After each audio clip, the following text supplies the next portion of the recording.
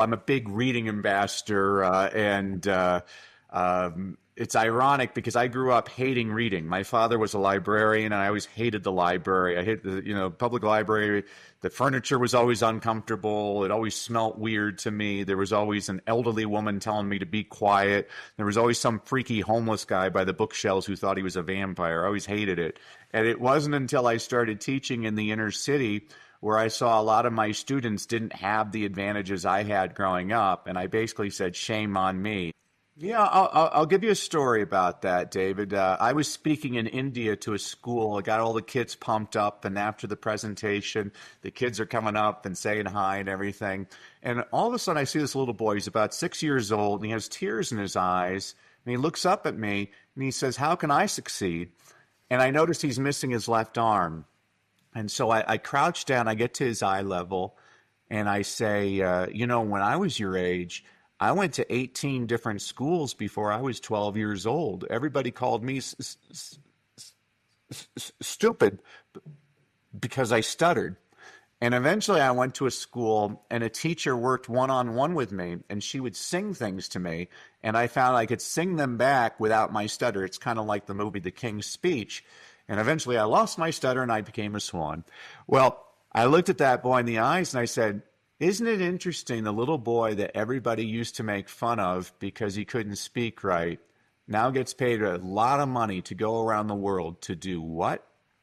And he gets this big grin on his face. He said, speak. I'm like, don't let anybody ever tell you what you can't do. Everything is possible. It was teaching the little ones that made me a much better speaker and communicator, because 6-year-old children have about a 7-minute attention span. And I learned I got to keep things rolling all the time.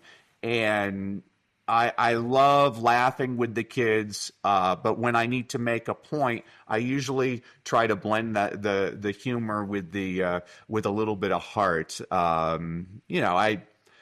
I said the silliest thing I ever said when I was teaching first grade, the silliest thing I ever said as a teacher, I once told the kids, okay, kids, write about your lives. And they looked at me like I was from outer space. They're like, we're only 6. Nothing's happened to them. Nothing's happened to us. And I said, no, man, things happen. Things happen all the time to you. I'm like, okay, when I was in first grade, I had a teacher. She called me stupid. She smacked me on the hand and got me to cry in front of the whole class. And so the next day when I was walking to school, I had an apple and I peed on the apple and I gave her the apple and she ate it and said it was the best apple she had ever had.